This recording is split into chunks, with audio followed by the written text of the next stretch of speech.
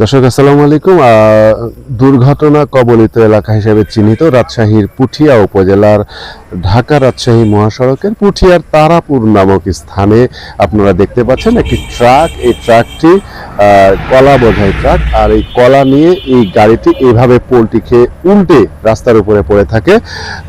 আমরা ড্রাইভার হেল্পারদের সাথে কথা বলে যেটা জানতে পেরেছি, তারা পুঠিয়া উপজেলার বানেশ্বর কলারহাট থেকে কলা বোঝাই করে সিলেটের উদ্দেশ্যে রওনা দিয়েছিলেন, কিন্তু তারা আমাদেরকে জানিয়েছেন যে এই একটি বাস তাদেরকে চাপা দিলে তারা সাইডে সরে আসলে গাড়িটি কাঁচার ভেতরে নেমে আসে। কাঁচার ভিতরে নেমে আসার পরে সেখানে এই গাড়িটি আবার তুলতে গেলে সেই গাড়িটি উল্টে সেখানে পড়ে যায়।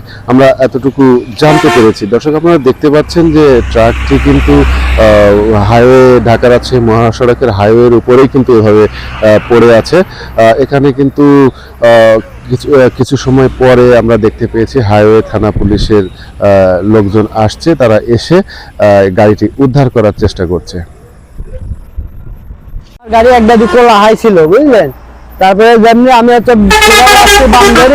আমার বাসে আসি চাপ দিতে আমার গাড়ি কাঁচাত নামে গেছে। কাঁচাত থেকে তুলতে আমার গাড়ি মনে হলো ডাইনে পোল্টি খাচ্ছে, বামে নিতে বামে পোল্টি খেয়েছে ভাই।